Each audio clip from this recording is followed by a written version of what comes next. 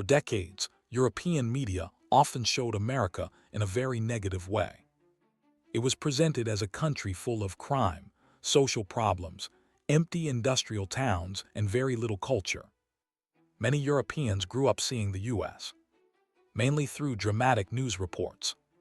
But when European travelers actually visit America, the reality often feels very different from what they expected. One of the first things they notice is how Americans treat strangers.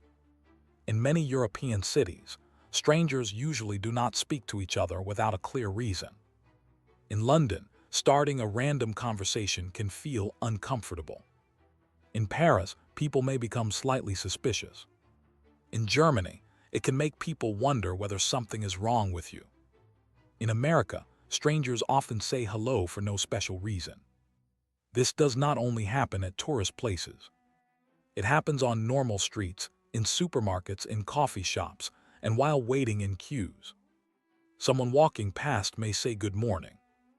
A shopkeeper may ask about your trip and genuinely listen to the answer.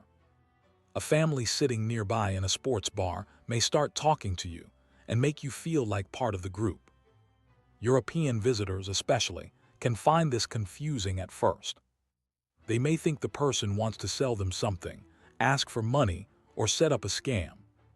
But after a few days, many visitors realize that the friendliness is usually genuine. It is simply part of American culture. In America, making a stranger feel welcome is normal. It is not seen as an unusual act of kindness. Once European visitors understand this, the country begins to feel very different from the image they had before. The next thing is much harder to explain until visitors see it for themselves. That is the sheer scale of America. People arrive expecting a compact American experience and discover that navigating one state requires the same planning as a European multi-country journey. Then come the suburbs. European visitors arrive in American residential neighborhoods and genuinely feel they have walked onto a film set. Detached houses on manicured lawns, double garages, basketball hoops over driveways, and a spatial generosity between houses that does not exist in most of Europe at middle-class income levels. But the scale does not end with the houses. It continues into the places where Americans shop.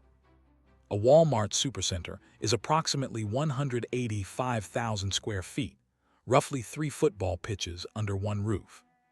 Inside are groceries, clothing, electronics, medicines, furniture, gardening equipment, and maybe even an optician. After a few minutes, it feels less like a shop and more like a self-contained town. European visitors who buy groceries daily in small quantities stand in Costco aisles holding products they cannot carry alone, eventually concluding the intended customer is simply someone with more space than they have. Then there is Buc-ee's, a Texas-born petrol station chain that has become a genuine tourist destination. Visitors who do not need petrol drive there specifically. The largest locations exceed 74,000 square feet. Even the pharmacy is a revelation. European pharmacies are clinical, white, quiet. Walk into a CVS or Walgreens and the first thing you see is confectionery, then greeting cards, then seasonal decorations, then soft drinks. The prescriptions are dispensed at the back of a store that also sells liquor, cosmetics, toys. European visitors ask, "What kind of shop is this?" The answer is all of them. Then there are two features of the American financial experience. That produces more genuine confusion among European visitors than almost anything else. One involves the price of things.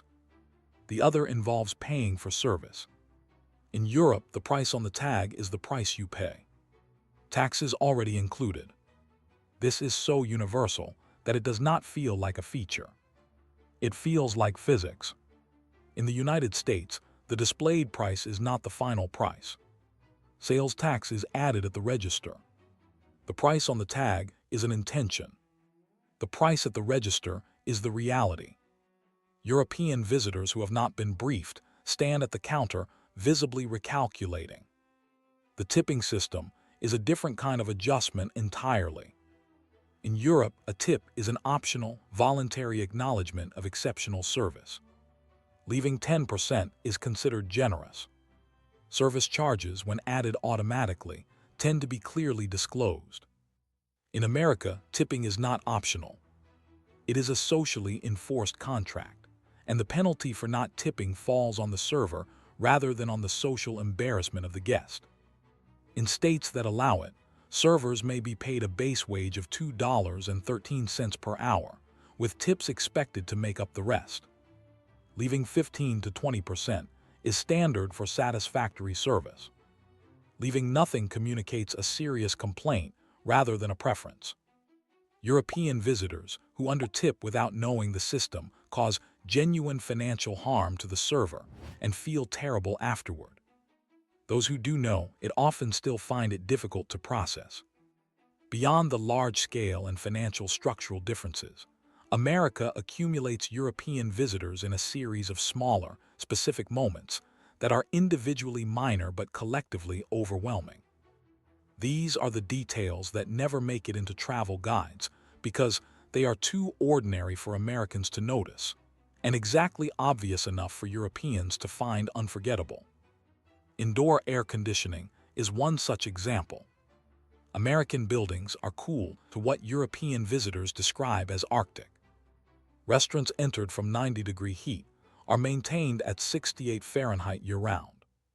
Visitors who arrived in shorts discover, by the third air-conditioned building, that American summer clothing is layering clothing.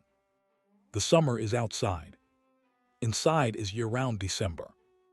In Germany and France, shops close early on Saturdays and are entirely closed on Sundays.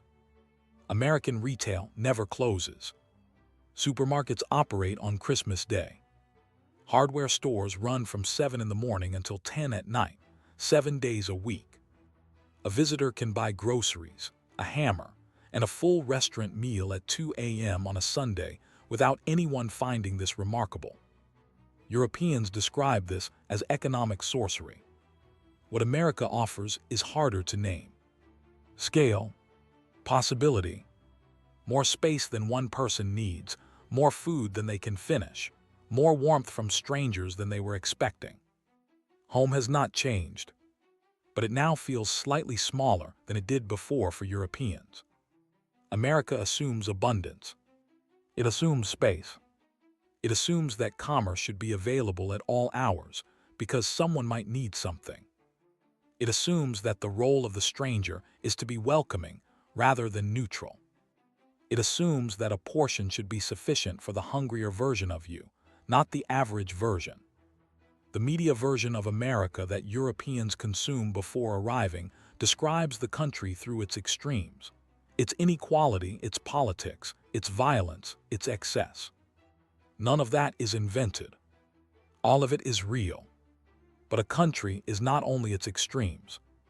The visitors who came home posting videos about post-America depression were not experiencing nostalgia for a fantasy. They were experiencing the gap between a country as it had been described to them and a country as it actually existed. That gap, it turned out, was enormous. America did not get better while they were away. Europe did not get worse. What changed was the comparison that now exists. And the comparison, as thousands of visitors discovered in the summer of 2026, is considerably more interesting than anyone had led them to believe.